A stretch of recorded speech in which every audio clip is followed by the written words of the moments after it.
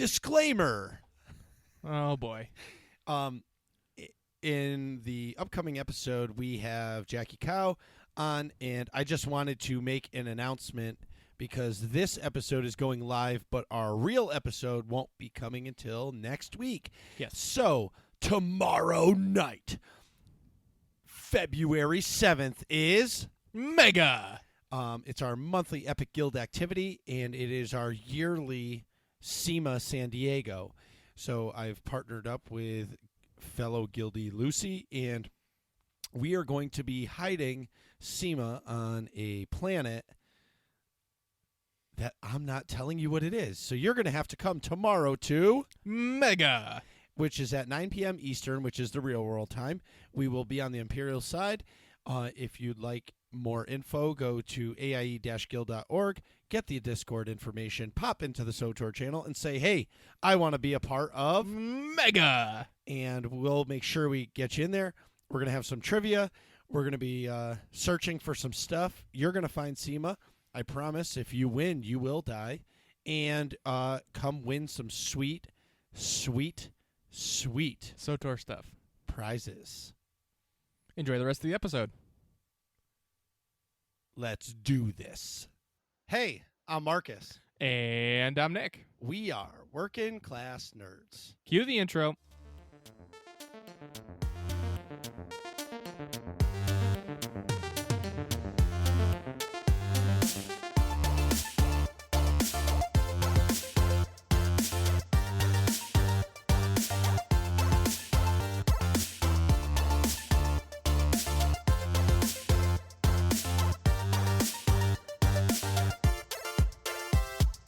That's right. We are Working Class Nerds, the podcast that gives you no information about your favorite information. Today is February 6, 2020, and you can find this special episode podcast on Apple Podcasts, Buzzsprout, Google Podcasts, and Stitcher.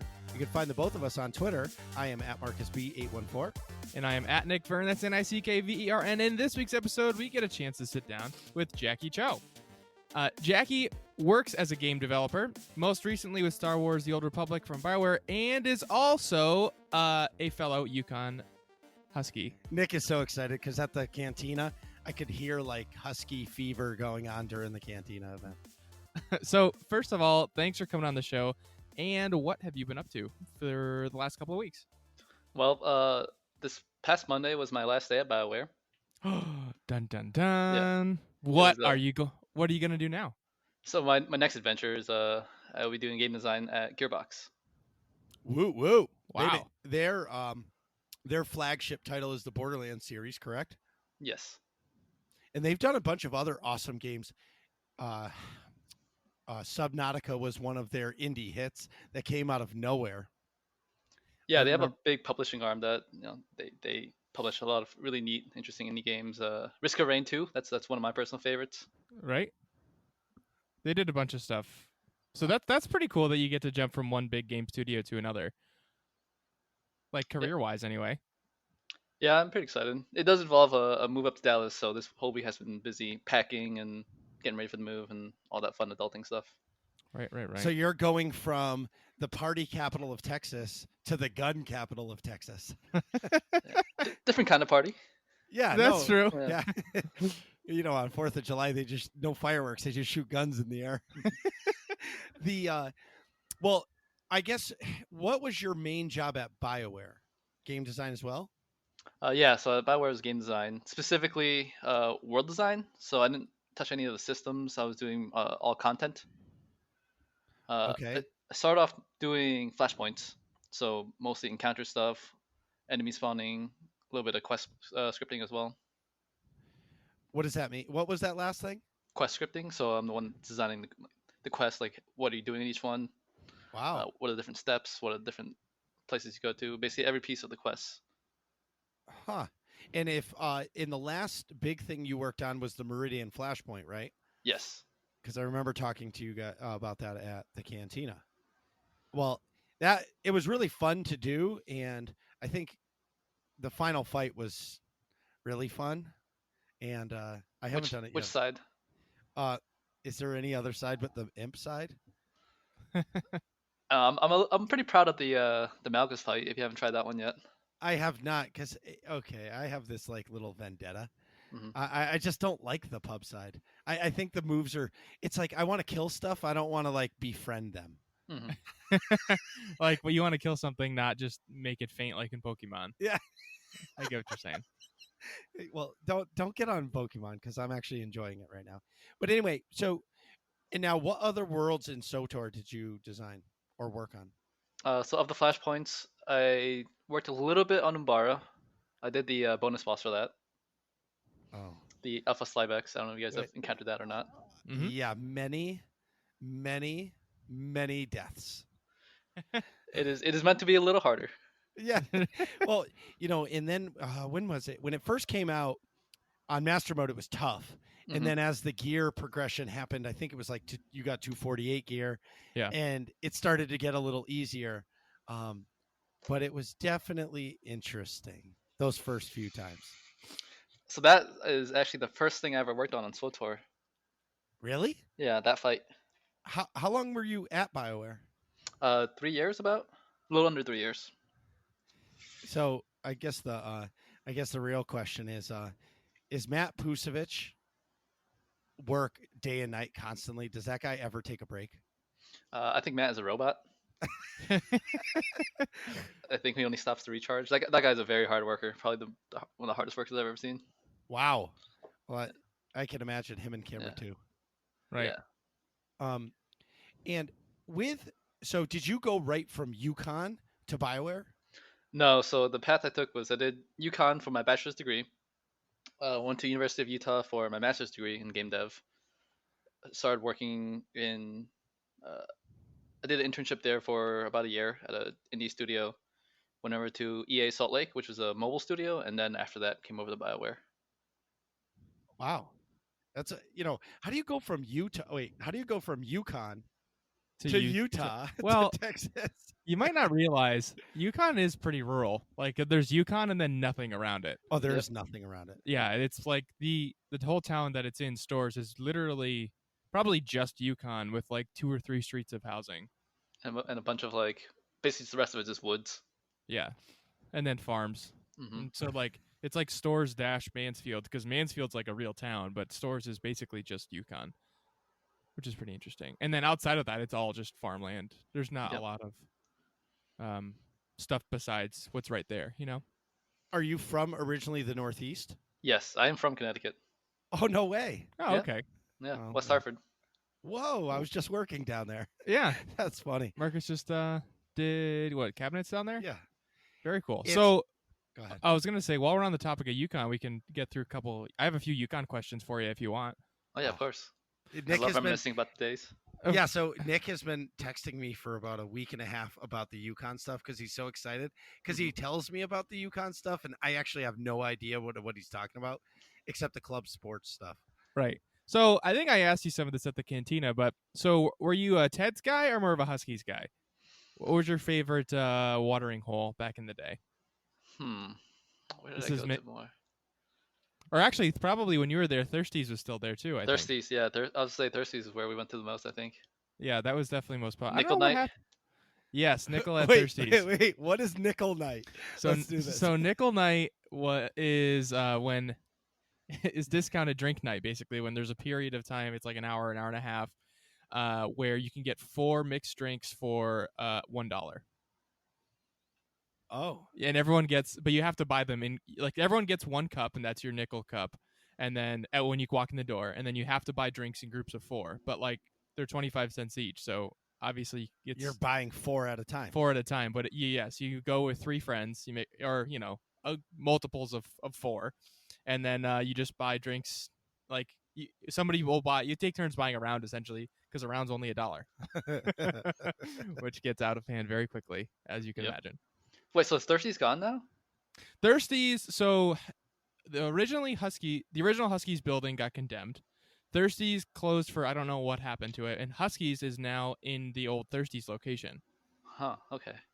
And next door to Thirsties, where Thirsties used to be, which is now Huskies, Huskies opened up a more laid-back bar called Huskies Tavern, just commonly referred to as the Tavern. Interesting. It's Which been a is- solid 6 years since I've been back, so Yeah, that's all Things have happened within the changed. past couple of years, I want to say. So Wow. not too much. So basically, Thirsties is still the spot, but it's just called Huskies now. Okay. It's owned by the same people. But were you in any clubs when you were there? Yeah, I was on the. I was doing the Taekwondo club sports, Very nice. so that was my main club. Yeah, so you could totally whoop my ass. Oh, both of us. Uh, maybe not anymore. Like I said, it's been 6 years since college. That's fair. So you haven't kept up with it? Nah, I picked I've up got a other chance. martial arts in the time, just to stay in shape, get me away from the computer screen. What are you doing now for martial arts? Mostly boxing and Brazilian Jiu-Jitsu. Very Whoa, cool. good for you. I always wanted to take a BJJ. It's fun. It's a nice little. I call it low impact because it's pretty easy on the joints if you're doing it right. Right. I get what you mean. If you're Yeah. not like doing I it competitively to choke some. To, yeah, like, I was just gonna yeah, say I have rip no some- desire to get choked out. Yeah. 0. You get choked out for like a second and then you tap out and then Mhm. you reset Yeah. and you learn, hey, don't do that again. If you don't Well, tap, then your joints can get destroyed. So it's like Right. if you do it right, it's low impact. If you don't, it's probably not too Yeah. good for you. Yeah, just if you find yourself in a heel hook or something, tap very quickly. Yep. That's a move, right? Yeah, Okay. it is. Okay. well, speaking of the Northeast, so up here we get snow all the time. Yeah. And I just saw, I don't know if it's where you are in Texas. I saw Texas had snow. Yeah, we had it last night. Okay. Did you wake up and go, "Oh, this is awesome," and you're like, or did you wake up and go, "No, it can't follow me here"? So I like the snow. So I woke up, I was like, yes, snow. Um, and I got a dog within the last year, and I don't think she's seen snow yet. So I took her out to go see it. Oh, that's cool. That's always Yeah. fun. She didn't really care for it. Me personally, anytime it snows up here, I just have this sense of existential dread because I absolutely hate snow. But Yeah, and I hate shoveling. I hate that's Snow's why I fun hate for a it. little bit. Yeah. It's like every year between whenever the first snow and Christmas, it's pretty nice. And after that, Yeah. you just get tired of it. You're like, oh, shit, I got 3 more months of this, 4 more months Exactly. sometimes. Yeah, it's not so much the snow itself. That's fine, but Mhm. having to deal with it, the shoveling, salt, whatever, having to prepare before you can go anywhere is a pain. I Right. get reminded of times at UConn when you have to walk to class through the snow. Oh, exactly, because they never canceled class. Nope. So speaking of UConn and walking to class, did you ever step on the seal?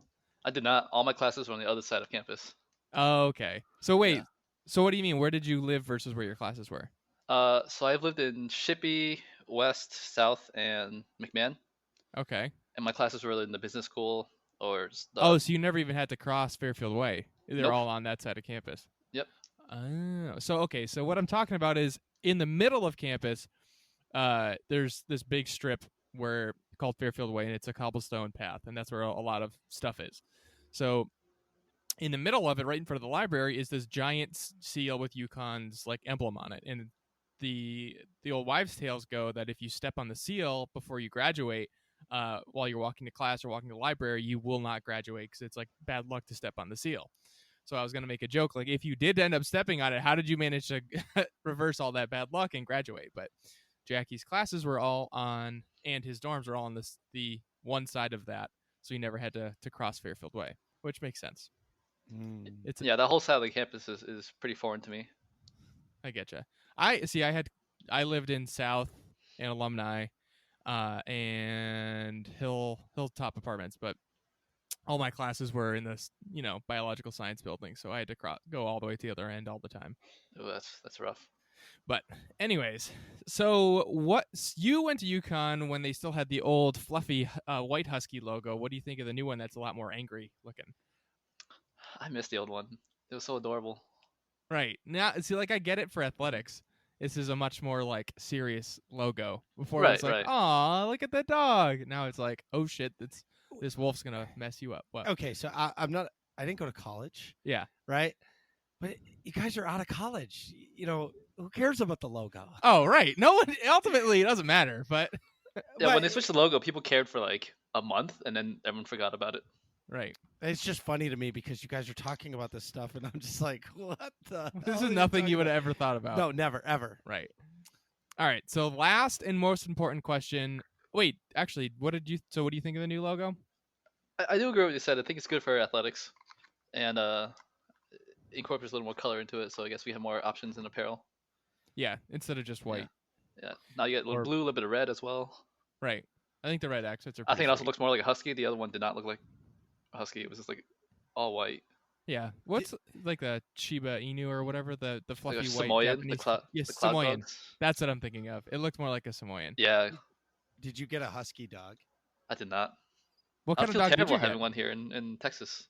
Oh, I have Yeah, it's like a Chow and Lab mix, Chabador. Chabador. I'll be Yeah. googling that Yeah, one. we will definitely be googling that.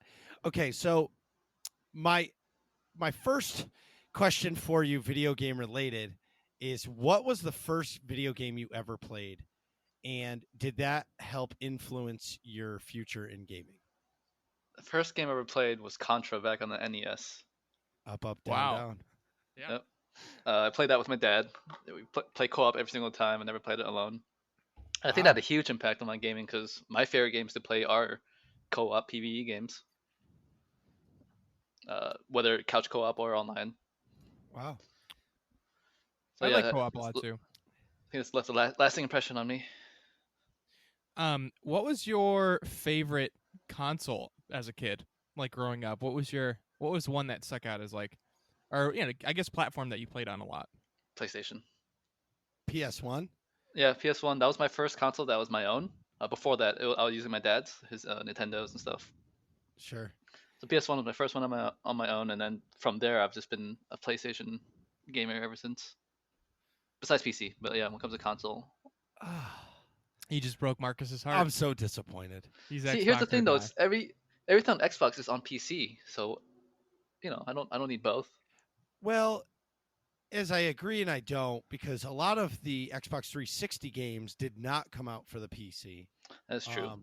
You know what I mean? In the Xbox One, I would say a few of them did, but you still have some of the games that just won't come out on the Xbox. I just personally, I think the PlayStation's fine. I just think the controller sucks. The Xbox controller is a way better fitting controller. The whole analog stick, like in the bottom, Yeah. is terrible. Now at PAX East, what was that controller called? The Astro A40. It was a PlayStation controller Yes. that I bought. Astro something. Yeah, It's made by Astro. Yeah, and you could move the analog stick to it is for the Xbox. Yep. Change the game for a PlayStation controller. That's the only controller I use for the PlayStation. Still. Right. Oh, Can yeah. you imagine going back? No, I'd actually. So, yeah, I did a little bit to show my dad how to play some games when he was showing him how to play Call of Duty and stuff. Right. And I grabbed the regular controller. I was like, oh, I was like appalled. Like, this is so terrible by comparison. But What was your favorite game on the PlayStation 1? Crash Team Racing. Wow. That was it's like you knew that question was coming. See, for I've me, been asked that so many times. Crash Team Racing was hours and hours of my childhood with after school, friends coming over, eat some Doritos and drink some Mountain Dew and play some Crash Team Racing. yeah. sounds perfect. Yep. For me it was Castlevania Symphony of the Night. Yeah. Hours and hours and hours of that game. That makes sense. Endless hours. Go ahead. So we know what you were playing as a kid, but what are you currently playing? So I was playing Death Stranding up until last night. I finished it last night. Whoa. Okay. Are you on the hype train or are you not? I like didn't it. play I think it's really good. I went to the game not hyped. I was like, how good can a walking simulator basically be, right? Mhm. I was pleasantly surprised. It was super engaging. I was actually really entertained by finding out different ways to deliver stuff and traverse the world. It got terrible reviews. Did so it though? don't Yeah, like 7s. I don't know. I haven't seen 8s, 9s. Oh, see, I didn't see that. Maybe I It is. just I have read it. It is polarizing, right? It's one of those like either you love it or you don't kind of games. Mhm. Yeah. Um, That's kind of what I took from it. Like either people really love it or people Mhm. don't, and then so the reviews ended up sort of in between. yeah. I also feel like your review of a game is different than ours because you make games. So you see things and notice maybe the mechanics of the games that we don't notice because we just play them, you make them. Right. Mhm. And maybe for me, I can't see myself enjoying Death Stranding at all. I just feel like It's too like artsy for you, kind of. I just feel like I would just be bored just running aimlessly through, Yeah. carrying a bunch of Answer packs the on my question. back. Do you like playing Minecraft or any kind of games like that? Minecraft, I was on a kick for, oh man, Few at least months. 10 episodes, right? Yeah. Okay. And I did enjoy it, but I didn't enjoy it to the point, I like just the story mode where I would just dig and like find stuff and then have to hide at night because there's monsters. I never did the creator mode because that just did nothing for me. Okay. Because I've playing the game, I was like, huh, I think people who like Minecraft would like this because a lot of it is just building things, right? Like building zip lines that can get you across the map quickly, building highways, building roads. A lot of it is like planning on, oh, where should I build these things so I can travel around the map more efficiently and stuff. But the coolest part of the game is it makes you want to build things for other players, even though you never see other players. It makes you feel connected to them. It makes you want to help them. How so? Yeah, I don't know anything about what you just said. So it's definitely one of those games where you have to play it to like experience it. But when you're just traveling around the world, you'll see structures other players have built, and they're really helpful to you. And after you use enough of those, you're like, man, everyone's stuff is helping me out a lot. Maybe I should give back a little bit and build some stuff that helps other people out too. So like it's so you'll see structures from that other people have made, like those zip lines that you were referring to and things like that. Yep. And but you never see the people because you're in your own. But the structures will populate, but they won't. Yes, exactly. So That's basically, interesting. it's a living game, but when you're playing it solo. Yeah. But you can go to like a armory or a locker. You go to a locker and then people donate equipment that you can just grab from the locker and use. Well, that's pretty cool. Or if you're So making a delivery and you drop all your stuff, after a certain amount of time, that stuff is available for grabs for anyone, and those people complete the deliveries for you. So it says what your destination was. They'll pick it up, drop it off, and then you'll get credit for it. so it's a moddable game essentially That's cool. because other players can modify the game that you're playing. I've never Essentially, heard yeah. of that. Yeah, So it's very unique. It's very different. it's an MMO without the MMO. Yeah, basically, you are in a persistent world with tons of players, and you never see a single soul. Huh. That's interesting. Yeah, I'm blown. I'm gonna actually read more about this because Yeah. I did not know that was a thing. Like I said, I went in with zero expectations. So I was like, you know what? I've heard some stuff. I heard some great stuff, not so great stuff. Let me just try it out and see for myself. And I got hooked. Huh. So how difficult is it for you to play games outside of work because you work with them so intimately as your job? It sounds like not overly, but I guess how does working so intimately with games affect how you play? Um, so I've talked to some fellow developers about this. Some people struggle with playing games and analyzing them too much while they're playing. For me, it's pretty easy. Just kind of click a switch when I get home from work and just go and enjoy things. I can sit down, I'll play a game, just as a consumer, just to enjoy it. But then my developer side will kick in after I finish the game. I'll be like, okay, I had fun. I enjoyed these things about it. Then I start analyzing why. But I always do that after I finish, not while I'm playing. Well, that's some healthy like Yeah, compartmentalization. and it helps too because after you finish the game, you think about because as game designers, we're trying to, generate emotions for players, certain feelings and experiences. Oh So yeah. after I finish, I think about my own experiences, feelings, and whatnot, and then I start picking out what are the things they did to make me feel these things. Hmm. It's easier to do when you finish the game instead of while you're playing. That makes sense.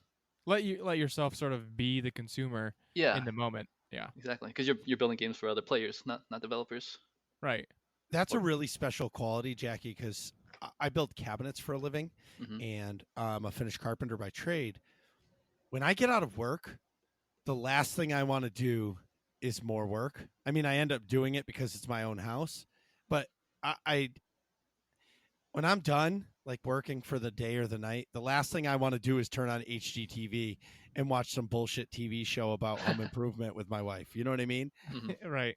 So it's actually you. I would say in the world of a career, you probably have a gift to be able to shut that off. Yeah. Like Because I know I couldn't, for or I me, can't. I have a tough time with that. With like, this might not be the same exact comparison, but like medical things in movies or TV shows, they always screw it up, and like I can't help but notice it, and it always takes me out of like the film. You know what I mean? That's the same exact thing we're saying. Yeah, That's the exact same thing, but Jackie has the superpowers. I know. Yeah, I guess Super Jackie. I'm blessed in that department. All I've right, talked to so other developers who are like, I struggle with not be able to turn that switch off while playing games. I can totally I can understand why they would have trouble with that for sure. If you had to pick your favorite game of all time, could you pick one or maybe your top three? I could pick 3. Single player, multiplayer, doesn't matter. Open ended. Yeah, open-ended. It's your favorite games. Horizon Zero Dawn is one of them. Wow. I never played that. I played a little bit of it, but I need to go back and finish it. It's one of those like you have to like play straight through. It's hard Yes. to hop in time to time. Yeah, I'm gonna just restart it and go back because I started playing it while I was playing Fallout 4, and Fallout 4 took over my time big time. Okay. So I'll have to just go through 100%. So besides Horizon, Let's see. League of Legends. Wow. for your multiplayer experience. Yeah, that's to scratch that competitive itch.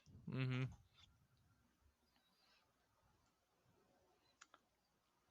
Any others popped into your Dishonored. head? Dishonored is very good too. Yep. Did you like the second one? Yeah, I thought the second one was pretty cool. I liked how you could play as 2 different characters and they each play differently. Me too. Out I enjoyed both of those. of all the people that have ever been on the show, those 3 have never made it onto their lists. Really? Never.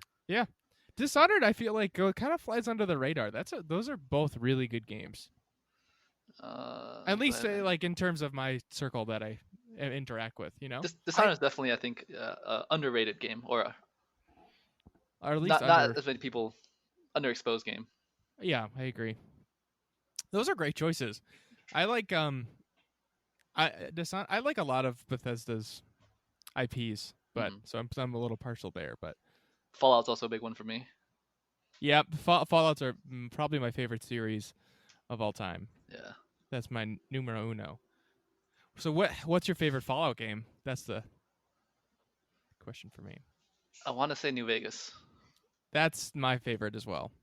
It's just so wacky and just enough off the chains for it to really be really different and interesting. Yeah. Mm-hmm. And I like how much extra like role playing elements there are in it compared to 4. Like if 4 had like I loved the karma system, and especially with the different factions. How you could like gain or lose like reputation with them. That was great. Plus all of the, I liked having the individual skills that you could put points into. That you don't really see that too much in 4. So if I could combine that system in 4, then I think I would prefer 4. But I like a lot of New Vegas a lot too. Yeah, So I did enjoy 4 a lot too. 4, I love the building in 4. That was fun. Yes, if I could piecemeal certain elements of New Vegas in 4, I think you could make like the perfect Fallout. But I liked the building a lot, and I liked how you could customize your guns and armors and stuff. Yeah, the mod system in 4. Fallout was never for me. Yeah, the VAT system ruined. Like so if you're gonna play a first-person shooter that's like an RPG, like I know I'm gonna say Destiny and Borderlands or something like that is completely different. But for me, the whole like, if I shoot you in the head twice, you're dead. Not pull up the VAT system, zoom in on a head, shoot it 3 times, and the guy's still not dead, and then your gun breaks. It's not enjoyable for anybody. Like nobody wants that mechanic. I will say the gun mechanic was a little frustrating. The gun breaking, I should say. Yeah, that part was annoying. I'd actually, on that list, I would put Destiny as my number 4. Destiny 1 or 2? Uh, I'm gonna say 1. All right, so now here I can get into this. Destiny 1, when it first came out, so Borderlands, hey, your new employer, yeah, your new employer, they came out with, I remember Borderlands 1 and 2. That game was unbelievable, and it almost forced you to be co-op with people. And then Destiny came out, and it swept the world, and the game wasn't great in the beginning. At the end of D1, it was everything you could ever ask for in a, I'm going to say an MMO, a I call that New World MMO. Oh yeah, And, I would totally agree. you know, and it for like, I had friends who invested time like people did back in the day when World of Warcraft was first out. You know, I would say, hey, we were playing competitive paintball at that time. Hey, Right. are you coming to play? I can't. I have a raid at this time, and I'm trying to get. I forget what the gear number was, and I'm like, man, but we need you on the team. We're only have 6, and he's like, sorry, man, I need the best gear, and it swept the world. I remember it, Yeah. and I played it, and I was like, man, this is not as good as Borderlands. And I don't know why it took over, but maybe because it was Halo, but a new way of Halo. Yeah, could be. It just scratched that MMO itch for people that sort of bridge the gap between first-person shooters and like that MMO Right. community thing. Everybody wanted it. But moving on. Some SOTOR stuff, and this is mostly for me. What was your favorite class to play in SOTOR? Agent, sniper specifically. I was so hoping you were going to say Marauder. Well, you want everything to do with Marauders. Of course. Yeah, I mainly played Virulent Sniper. That's it? You never switched up? I did Marksman every now and then. Well, did you play the game outside of work, or was that where you could disconnect yourself from, you know, being able to play Death Stranding or Horizon Zero Dawn or League of Legends, where your job was SOTOR, and when you got out of work, you played your other games? Yeah, it was basically we also have allotted playtime at work while we're at work. Every week we get a certain number of hours so that we should all be playing the game and stuff. So yeah, it's basically SWTOR I would play while I was work, and then when I come home I'd play non-SWTOR things. There are certain occasions where friends of mine that do play SWTOR are like, hey, we want to come, play this piece of content you made, and you want to run it with us. Then you'd hop in your character and play. Yeah, I would play it out. I would say nothing. I'll let them figure things out. Well, of course, I think that's fair because you don't want to tell them how to do it. Yeah. Right. What was your favorite part about working at Bioware? The people. SWTOR specifically, because I haven't worked any other projects at Bioware. So SWTOR specifically, everyone was so passionate about Star Wars and the project. Everyone's passionate about MMOs. Even if they don't currently play MMOs, a lot of them were hardcore WoW guys or Ultima or EverQuest guys back in the day. Right. Whenever you asked Musco something, did he always answer, "That's a great question"? I think that's the public Musco answer. Yeah, I know. Yeah. I do get that on occasion, but I think he actually for us he actually means, man, that is a really good question. Yeah. I guess maybe. All right. What was the one thing you didn't like about working at Bioware? I think less of a because Bioware's part of EA and EA is this very large, corporate company. A lot of times the decisions from higher ups took a little bit of time to trickle down to us. Can you elaborate or give an example? Without, Yeah, if we were wondering about what the next what we were doing the following quarter or next steps for the studio, sometimes it'd take a little longer than we would have liked to hear about that. Sure. We would find out maybe quarterly updates, which means 3 or 4 months before we hear anything. Right. And what was your favorite project you got to work on? Specifically on Soltor? Yeah. It was either Osis or Anathema Flashpoint. Oh my God. Can we just talk about that final fight? Anathema? Yeah. Yeah, sure. Okay. I remember the first time we were doing it, and we mostly only do it in master mode. Mm-hmm. And so you beat the first, the Gemini droid, and then you're like, okay, we won. And then all of a sudden Zerg or whatever his name is, Zildrog, comes in, and you start doing that fight, and then right at the end, the goddamn ring around the computer system is electrified. Well, as a melee class, there's really only one place you can stand where you don't die and be able to hit the thing. So thanks for that. Oh, no problem. Will you? That was mainly there because there were certain like visual issues that arose when you stood on top of Zildrog.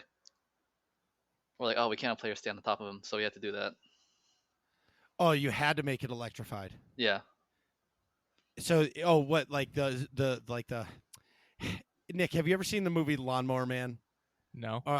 Picture like a hologram of a face. Yeah. Right. So that's what you see. Yeah. As you're killing the boss. So I'm guessing. So if you stood in it, it would have messed it all up. Like the engine couldn't handle it or something. Yeah, it was more like it couldn't read the hitbox if you were in the hitbox. I see. So you had to be some like... weirdness. Yeah, that is weird. And did you find it tough to work with the engine because it's so old in comparison to something new, or was it like something of 2020, putting in like a command or whatever could be really easy, but because you're working on an engine that maybe not be up to date, does it make it harder to make a game? A little bit. Like every engine has its pros and cons. Some engines are considered better than others, like Unreal 4, right? It's supposed to be like the best out there, Unity, all that. But yeah, there's pros and cons of this engine. Some things was really easy to do, way easier than other engines I've seen. Other things were harder.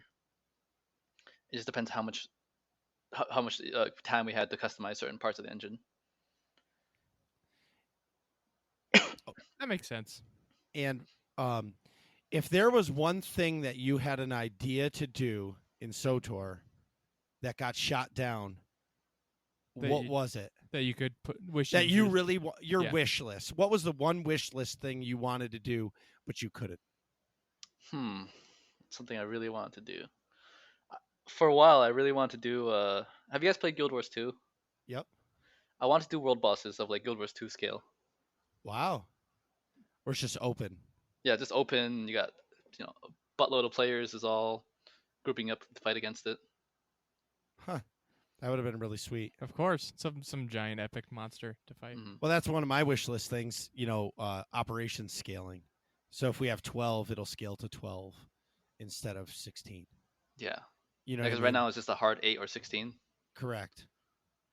And that would, some nights, you might have 12 people that, you have your 8-person team that runs every week, but then you have your more casual folks that hop in. The other thing I would want to do is to put players in an instance without having to move them to a specific place, kind of like what WoW does as well. So players can be standing in the same spot and just be put in a different instance. Okay, so how come? See, I don't understand the back end. How come that happens when you switch instances? It takes you back to the beginning, or to a quick travel point. This is how the tech with the checkpoints and everything work. Just to make sure the instance is set up properly for you. Sometimes it has to be reset. Oh. So you don't come in halfway through and there's some weird stuff happening. It's so because it's hard to keep track of what you've done in the current instance, and if you switch instances, it will have to reset the whole thing for you. Oh, like which enemies you've killed, where they've dropped, things like that. Yeah. Oh, I see. Yeah, that's a lot of data to keep track of, I guess. There's a lot of back end quest stuff as well. Sure. Okay, last question. Are we getting a baby Yoda in Soltor? I've been asking the same question at work. We're like, hey, baby Yoda? So, baby Yoda coming in or what? I'm crossing my fingers just like you guys are. Awesome. Right. Well, thanks so much for coming on the show, Jackie. Yeah, no problem. We're really happy you could come on, and hopefully we can game together sometime. Yeah, for sure. If you guys want to hop on that Borderlands, or if you're playing Destiny 2, that's probably my main multiplayer fix nowadays is Destiny 2. All right. I'll definitely. Well, I play it on my PC. Do you know if it's the same server for the PC that it is the PlayStation, or do you play it on the PlayStation? I play on PC also. Is it the same server? It is not, but you can cross save. So they'll copy your character's data over to the PlayStation servers, and then you can play on there. But it's not the shared server, so you're not going to be, queuing up in Crucible against PlayStation players. Well, that's something that Call of Duty just did that is pretty interesting because Nick plays on the PlayStation and I'm on the PC, and it actually allows us to play together, which is really sweet. I mean, him with a PlayStation obviously has a little disadvantage Right. because keyboard and mouse will always be better than a controller, Of course. Yep. Yep. but it is an interesting thought.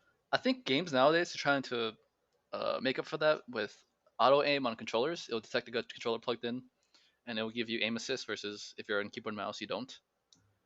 I think that's what Call of Duty does. Yeah, I know that's what Destiny does. If you plug in the controller on the PC and you're playing, you get some aim assist. I have noticed that for sure, Huh. which is a little interesting. Yeah, same It's with like what- any.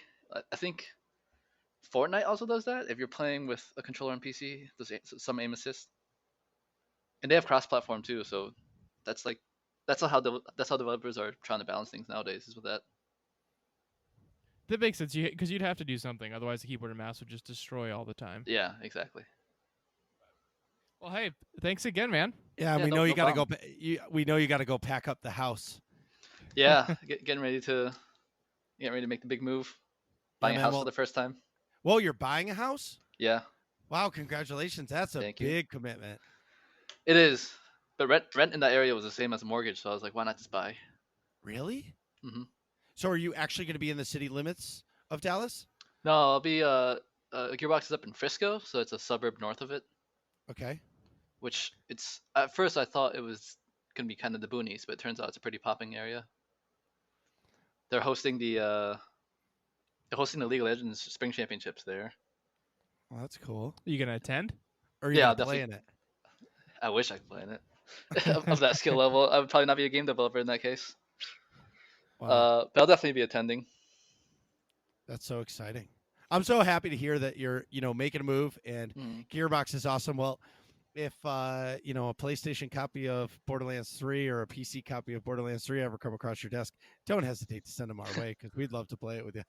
Yeah, no problem. Of course. I'll be happy to play with you guys. First-person shooters are my go-to genre actually. Overall, so it'd be exciting to go work on one. Well, and how about next gen? So you're going to be, I'm guessing they're going to be working on something for the new systems. Yeah, because they're both supposed to come out in the fall. Yeah. So I'm Yeah. sure that the unnamed title that they're working on will be for the new generation. So Right. that's got to be exciting. Yeah, just to I'm pretty think pumped for about that. next gen. Yeah. To work on some next, because all the stuff I've worked on in the past has all been PC or mobile. So it'd be nice to do some next gen console stuff. Absolutely. That's exciting, man. We're happy for you. Yeah, Oh, for thank sure. you. All right. Thanks so much for coming. Yeah, no problem. What are you guys talking about in here? Find out next episode of Working Class Nerds.